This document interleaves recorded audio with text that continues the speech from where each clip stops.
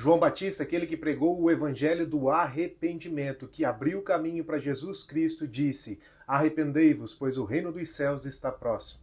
Jesus Cristo, enquanto começou o seu ministério, ele disse: arrependei-vos, pois o reino dos céus chegou. Este é o assunto do vídeo de hoje. Se você se interessa pelo assunto de arrependimento, fique comigo, porque hoje nós vamos saber o real significado da palavra arrependimento. Graças a Deus, eu me chamo Davi e hoje nós vamos estar falando sobre arrependimento. Muitas pessoas pensam que arrependimento é simplesmente parar de pecar. Mas eu posso falar para vocês neste momento que no original, no grego, a palavra arrependimento, ela tem uma profundidade muito maior do que isso. E eu gostaria de fazer neste momento uma ilustração para demonstrar que arrependimento não é só simplesmente parar de pecar. Quando nós estamos em pecado, nós estamos sempre indo em direção ao nosso pecado. De repente nós decidimos parar de pecar, ou seja, nós nos arrependemos. Só que nós paramos de pecar aqui e o nosso pecado está logo ali. De repente, em um momento de recaída, em um momento no qual nós não estamos firmados na palavra de Deus, no momento em qual nós não estamos alimentando o nosso espírito, nós podemos recair e novamente voltar a pecar. Por isso eu digo que arrependimento não é somente parar de pecar. No original, no grego, arrependimento significa metanoia.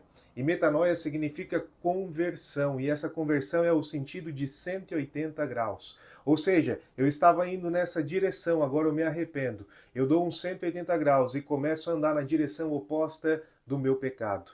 Isso significa arrependimento, uma mudança de vida, um giro de 180 graus. Eu estava indo em direção ao meu pecado, mas de repente eu me arrependo e começo a andar na direção oposta do meu pecado. Aquele que mentia se arrepende, dá um giro de 180 graus e agora ele começa a proferir palavras de bênçãos, palavras diretamente da Bíblia. Aquele que roubava, de repente ele se arrepende, ele dá um giro de 180 graus, uma conversão, uma mudança de vida e agora ele começa a doar.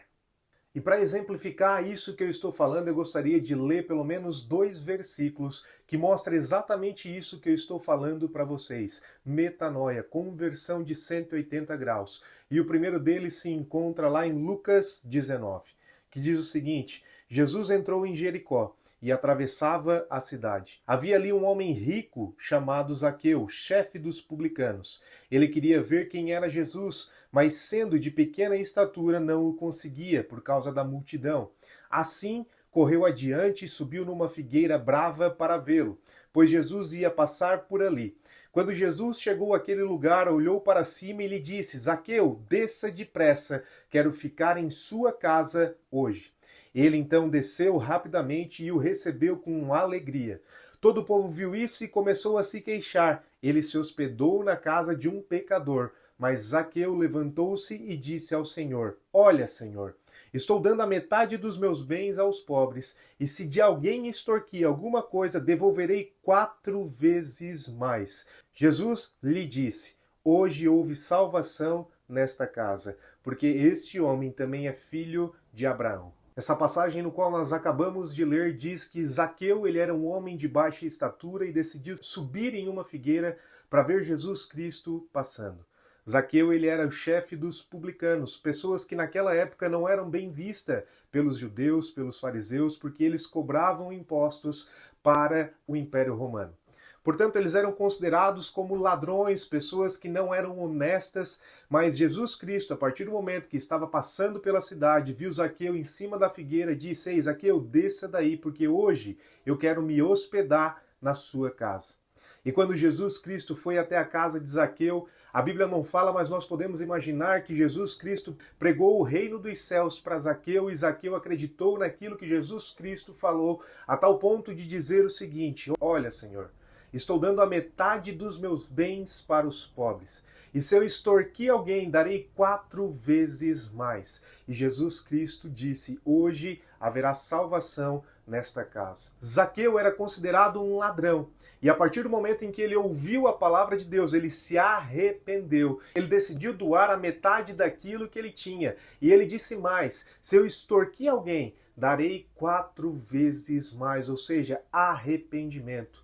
Ele não simplesmente parou de pecar, mas ele teve uma conversão, um giro de 180 graus, e aquele que roubava agora começou a doar. Isso é arrependimento. Passamos nesse momento para um segundo versículo que também fala sobre metanoia. E ele se encontra em Atos 16, do versículo de número 23 até o 35. Depois de serem severamente açoitados, foram lançados na prisão. O carcereiro recebeu a instrução para vigiá-los com cuidado. Tendo recebido tais ordens, ele os lançou no cárcere interior e lhes prendeu os pés no tronco. E por volta da meia-noite, Paulo e Silas estavam orando e cantando hinos a Deus, e os outros presos os ouviam. De repente houve um terremoto tão violento que os alicerces da prisão foram abalados. Imediatamente todas as portas se abriram, e as correntes de todos se soltaram. O carcereiro acordou, vendo abertas as portas da prisão, desembaiou a sua espada para se matar, porque pensava que os presos tivessem fugido. Mas Paulo gritou: não faça isso, estamos todos aqui. O carcereiro pediu luz, entrou correndo e, trêmulo, se prostrou diante de Paulo e Silas. Então levou-os para fora e perguntou: senhores, o que devo fazer para ser salvo? Eles responderam: creia no Senhor Jesus, e serão salvos você e os de sua casa. E pregaram a palavra de Deus a ele e a todos de sua casa. Naquela mesma hora da noite, o carcereiro lavou as feridas deles. Em seguida, ele e todos os seus foram batizados. Então os levou para casa, serviu-lhes uma refeição, e com todos os da sua casa alegrou-se muito por haver crido em Deus. A palavra de Deus, no qual nós acabamos de ler, diz que Paulo e Silas eles foram açoitados. E provavelmente esse açoite foi feito por esse carcereiro que posteriormente prendeu eles. E a palavra de Deus vai dizer que à meia-noite Paulo e Silas estavam orando e cantando hinos e os presos estavam ouvindo esse louvor e essa oração deles. E neste momento todo aquele lugar tremeu e as cadeias, todas as portas foram abertas e eles foram soltos. A ponto de que o carcereiro pensou em se matar e Paulo disse: ei, não faça isso, estamos todos aqui. O carcereiro vai até Paulo, se prostra diante dele e faz a seguinte pergunta: o que eu devo fazer para ser salvo? E Paulo e Silas responderam: creia no Senhor Jesus, tu e a tua casa serão salvos. Eles pregaram a palavra de Deus para ele e para os da sua casa e eles foram batizados. Vai dizer que nesse mesmo dia, o mesmo carcereiro que provavelmente açoitou Paulo, ele lavou as feridas de Paulo e Silas. E aqui nós vemos o arrependimento desse carcereiro. Aquele que machucou, aquele que maltratou, aquele que era violento, agora estava curando as feridas que ele mesmo ocasionou. E isso é arrependimento, e isso é metanoia, e isso é conversão, é mudar de direção em 180 graus. Aquele que machucava agora estava curando, limpando e cuidando das feridas. Então, através desses versículos, nós podemos observar que arrependimento é muito mais do que simplesmente parar de pecar.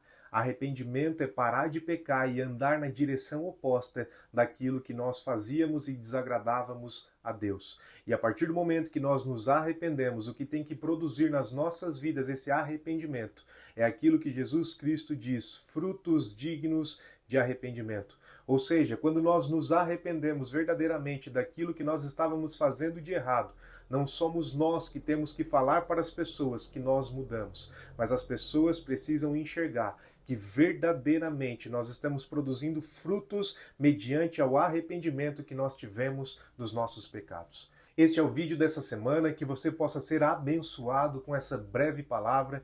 E o meu desejo no meu coração neste momento é que você possa produzir esses frutos dignos de arrependimento e entender verdadeiramente o arrependimento descrito na Bíblia. Metanoia, conversão, mudança de 180 graus. Se você gostou desse vídeo, curta, compartilha, se inscreva no canal, porque semanalmente nós vamos estar falando de vídeos relacionados à palavra de Deus, para que o reino de Deus seja glorificado e tudo seja para a honra e glória do nosso Senhor Jesus.